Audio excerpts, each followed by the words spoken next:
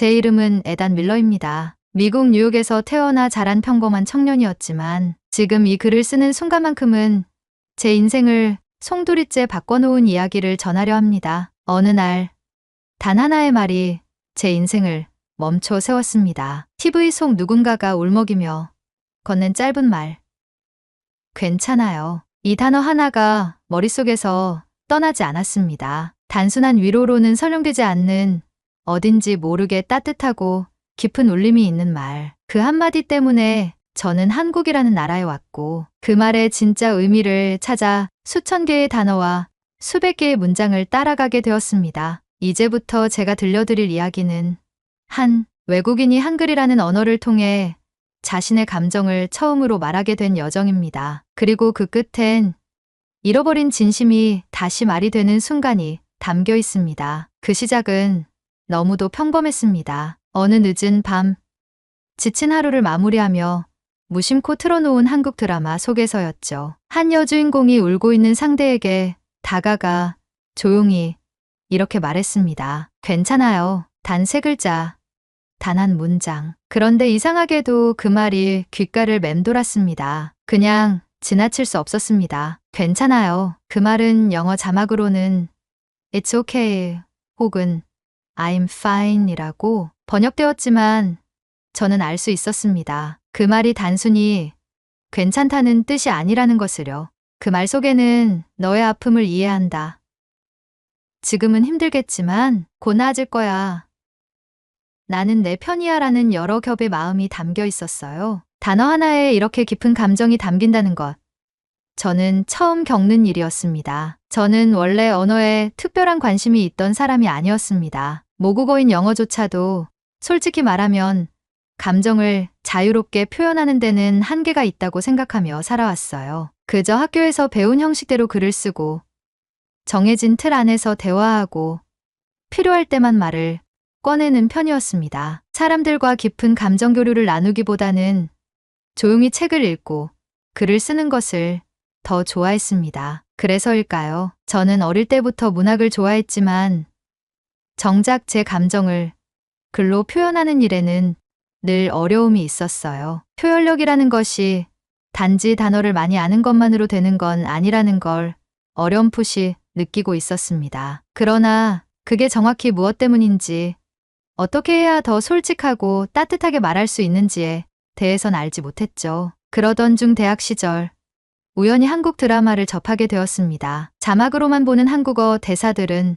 처음엔 그저 흥미로운 외국어처럼 들렸습니다. 하지만 이상하게도 반복적으로 들려오는 몇몇 표현들이 제 마음속에 자꾸만 남더군요. 그 중에서도 가장 인상 깊었던 말이 있었습니다. 바로 괜찮아요였습니다. 괜찮아요라는 말은 자막으로는 단순히 It's okay 혹은 I'm fine으로 번역되었지만 그 말이 사용되는 장면마다 그 의미가 달라 보였어요. 위로할 때도, 미안함을 감출 때도, 때로는 스스로를 다독일 때도 사용되더군요. 그 짧은 말 하나에 이렇게 많은 감정이 담길 수 있다는 사실이 참 놀라웠습니다. 처음에는 그저 표현이 풍부한 언어인가 보다 하고 지나쳤습니다. 하지만 시간이 지날수록 그 문장이 제 안에 남아 계속해서 생각나기 시작했습니다. 그렇게 한국어에 대한 궁금증이 싹트기 시작했습니다. 단어 하나에 이렇게 다양한 감정이 담길 수 있다면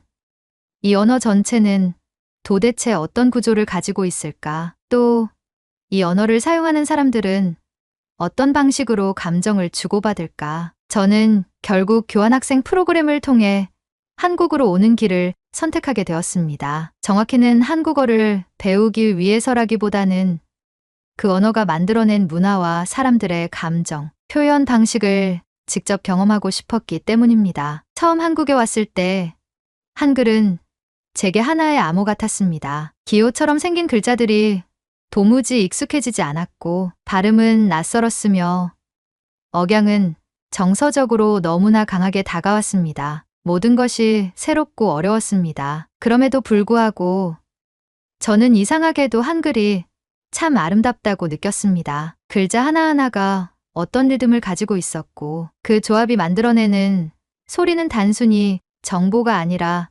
감정처럼 들렸습니다. 가장 처음 배운 문장은 안녕하세요였습니다. 단순한 인사였지만 이 말에 담긴 존중과 따뜻함이 저에게는 신선한 충격이었어요. 영어의 하이나 헬로에서는 느끼지 못했던 정중함과 동시에 거리감 없는 친근함이 함께 느껴졌습니다. 한글을 배우기 시작하면서 저는 점점 이 언어가 단순히 소통의 수단이 아니라 감정과 태도 그리고 관계를 담는 그릇이라는 것을 느끼기 시작했습니다. 초급 한국어 수업에서 만난 선생님은 수업 시간마다 자주 이런 말씀을 하셨습니다. 한국어는요, 마음을 담는 언어예요. 그래서 문법보다도 그 마음을 어떻게 표현하는지가 더 중요하답니다. 그 말이 제게는 하나의 전환점이 되었습니다. 그때부터 저는 단어 하나, 표현 하나를 배울 때마다 이건 어떤 감정을 담고 있을까를 먼저 생각하게 되었어요. 특히 한국어에는 영어에 없는 표현들이 많았고 그 표현들은 대부분 감정과 연결되어 있었습니다. 예를 들어 고생하셨어요. 수고 많으셨어요.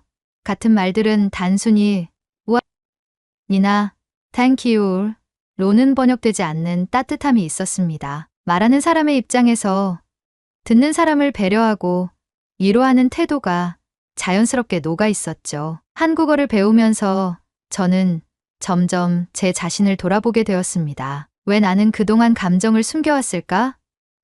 왜 말을 아끼는 것이 성숙함이라고 착각했을까? 그리고 나는 지금 어떤 언어로 나를 표현하고 싶은가? 그 질문의 답을 찾기 위해 저는 더 깊이 한글을 배우기로 결심했습니다. 단지 유창하게 말하는 외국어가 아니라 제 진심을 담아 누군가에게 전달할 수 있는 언어로요. 이제 막 시작된 여정이지만 저는 이 언어가 저를 어디로 데려갈지 기대하고 있습니다. 그리고 지금도 여전히 머릿속에 맴도는 그 말, 괜찮아요. 아마 그 말은 앞으로도 오랫동안 제 삶의 방향을 결정짓는 가장 중요한 언어 중 하나가 될 것 같습니다. 한국에 도착하고 몇 주가 지난 후부터 저는 본격적으로 한글 공부에 몰두하기 시작했습니다. 학교에서 제공하는 언어 수업은 물론 주말에는 외부 학원에서 따로 수업을 듣고 밤마다 카페나 기숙사 방에 앉아 한국어 책과 씨름했습니다. 솔직히 말해서 처음에는 제가 과연 이 복잡한 문자와 억양을 익힐 수 있을지 자신이 없었습니다. 하지만 그럼에도 불구하고 계속해서 공부를 이어갈 수 있었던 이유는 단 하나였습니다. 저는 이 언어가 주는 따뜻함과 정서를 진심으로 알고 싶었기 때문입니다. 제게 있어 한국어는 단지 공부해야 하는 대상이 아니라 제 삶에서 느껴보지 못한 감정들을 풀어낼 수 있는 실마리 같았습니다. 제가 그동안 제대로 표현하지 못했던 말들, 감히 꺼내지 못했던 감정들이 한국어로는 어느새 자연스럽게 흘러나오는 느낌이었어요. 물론 말로 표현한다는 것이 단지 단어를 외우고 문장을 구성하는 것만을 의미하진 않았습니다. 말은 곧 태도였고 마음이었고 관계였죠. 어느 날 수업에서 존댓말과 반말의 차이를 배우는 시간이 있었습니다. 영어에는 없는 이 뉘앙스가 너무나도 신기했습니다. 단순히 높임법 이상의 의미였어요. 말의 높낮이에 따라 감정의 거리감, 친밀함의 정도, 배려의 깊이가 달라진다는 사실을 알게 되자 저는 말이라는 것 자체에 대한 인식이 완전히 달라졌습니다. 선생님께서 예시로 들려주신 문장이 아직도 기억에 남습니다. 괜찮아와 괜찮아요는 똑같은 의미지만 말하는 사람의 태도에 따라 듣는 사람의 마음에 닿는 느낌이 다르다고 하셨죠. 괜찮아는 친구나 가족처럼 가까운 관계에서 쓰이지만 괜찮아요는 타인에게 조심스레 건네는 말입니다. 이 설명을 들으며 저는 깨달았습니다. 한국어는 상대방의 입장을 먼저 생각하고 관계를 고려하는 언어라는 것을요. 그 수업 이후 저는 단어를 외우는 방식도 바꾸기 시작했습니다. 단지 뜻만 외우는 것이 아니라 그 단어가 쓰일 수 있는 상황, 그 말이 전해질 때 상대방의 표정, 분위기, 말투까지 함께 상상했습니다. 저는 한국어를 단순한 외국어로 배우고 싶지 않았습니다. 그 언어가 품고 있는 문화와 감정의 뉘앙스까지 그대로 느끼고 싶었습니다. 기억에 남는 일이 하나 있습니다. 기숙사에서 만난 한 한국 친구와 저녁을 먹고 돌아오는 길이었습니다. 제가 무거운 가방을 들고 있었는데 그 친구가 조용히 말했습니다. 고생 많았어요. 저는 순간 멈칫했습니다. 그냥 무거워 보인다고 말할 수도 있었을 텐데 그 친구는 제 하루 전체를 인정해주는 듯한 말투로 말했습니다. 그 짧은 한마디에 저는 묘하게 울컥했습니다. 그때 처음 느꼈습니다. 한국어는 단지 오늘 있었던 일을 묻는 언어가 아니라 하루를 살아낸 사람의 마음을 어루만지는 언어라는 것을요. 단어 하나에 그런 깊은 배려가 담겨 있다니 믿기지 않을 정도로 감동이었습니다. 시간이 흐르면서 저는 점점 더 한국어에 빠져들었습니다. 책을 읽고 일기를 쓰고 거리를 걸으며 간판을 소리내어 읽는 게 하루의 일과가 되었습니다. 하루는 어학당에서 쓰기 과제를 하던 중이었습니다. 주제는 가장 기억에 남는 한국어 표현이었고 저는 고민도 하지 않고 괜찮아요를 적었습니다. 그런데 막상 이유를 설명하는 글을 쓰려 하니 마음이 먹먹했습니다. 왜 그렇게 이 말이 저를 붙잡았던 걸까요?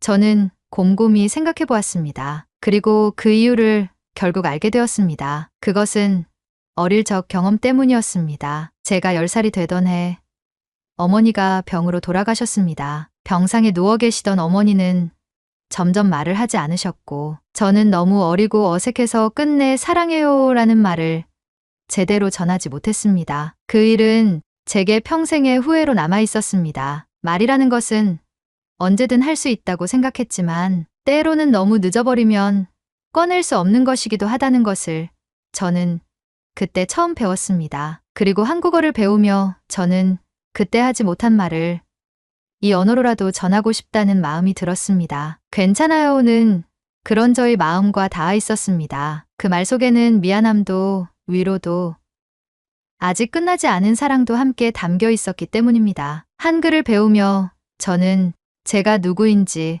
어떤 감정을 숨기고 있었는지를 다시 마주하게 되었습니다. 제게 한글은 새로운 언어가 아니라 감정을 꺼내는 열쇠였고 용기를 주는 도구였습니다. 이제 저는 매일 한글로 일기를 씁니다. 때론 엉성하고 맞춤법도 틀리지만 그 안에는 처음으로 제 마음을 솔직히 담고 있습니다. 그리고 언젠가는 어머니에게 보내는 편지를 아주 조심스럽게 한글로 써볼 계획입니다. 비록 전달할 수 없더라도 이제는 그 말을 꺼낼 수 있는 언어를 갖게 되었으니까요. 이제는 제가 한국어를 배우는 이유가 단지 이 언어의 우수성 때문만은 아닙니다. 그보다 더 중요한 이유는 이 언어가 제 마음을 듣고 받아줄 수 있다는 믿음 때문입니다. 한국어는 저에게 그렇게 다가왔습니다. 그리고 그 여정은 아직 끝나지 않았습니다. 그날은 평범한 하루였습니다. 어학당에서는 발음 수업이 있었고 오후에는 교환학생 친구들과 그룹 프로젝트가 예정돼 있었습니다. 그런데 점심을 마치고 교실로 돌아오던 길, 복도에서 한국인 학생 2명이 제 뒷모습을 보며 이런 말을 나누는 것이 들렸습니다. 발음은 괜찮은데 말투가 좀 어색하지 않아? 그치?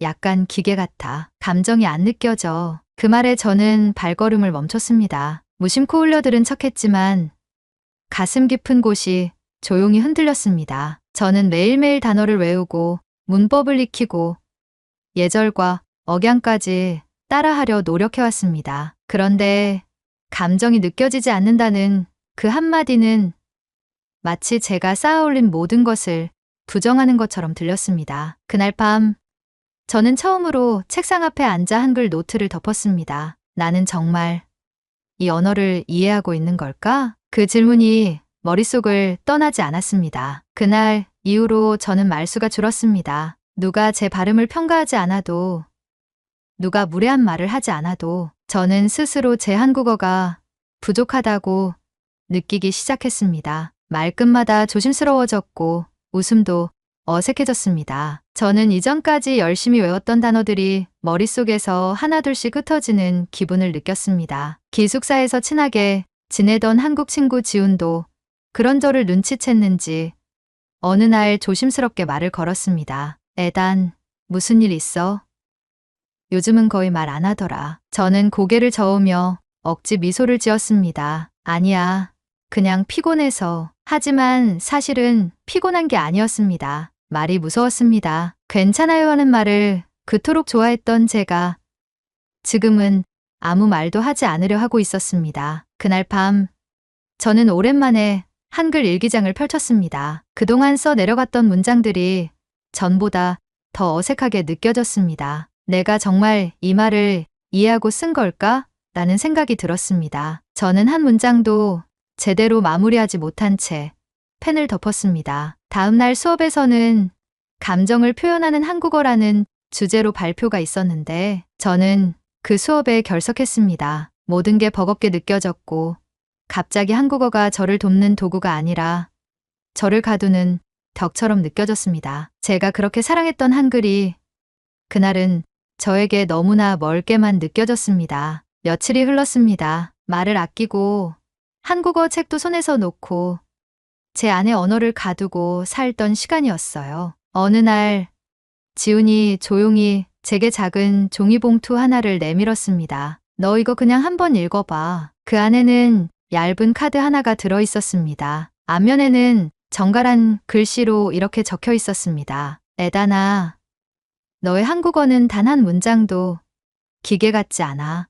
오히려 우리가 잊고 살던 말을 너는 진심으로 말하려 했어. 순간 저는 아무 말도 할 수 없었습니다. 그 말은 마치 가슴 속 깊은 곳, 제가 가장 두려워하던 감정을 정확히 짚어내는 듯 했습니다. 저는 그동안 자연스럽지 않다는 말을 두려워했지만 사실은 진심이 통하지 않는다는 상실감이 더 두려웠던 거였습니다. 그날 밤 저는 다시 일기장을 펼쳤습니다. 다시 말하고 싶어졌습니다. 다시 써보고 싶었습니다. 나는 아직 부족하지만 그래서 더 조심스럽게 쓰고 있어요. 내가 전하고 싶은 말이 상처가 아니라 위로가 되기를 바라며 다시 한 글자씩 써내려갑니다. 저는 처음 한국어를 배웠을 때처럼 단어 하나하나에 귀를 기울이며 다시 적기 시작했습니다. 그리고 문득 깨달았습니다. 한글이 제게 준 것은 완벽한 문장이 아니라 진심을 말할 수 있는 용기였다는 것. 그때부터 저는 다시 말하기 시작했습니다. 어눌하더라도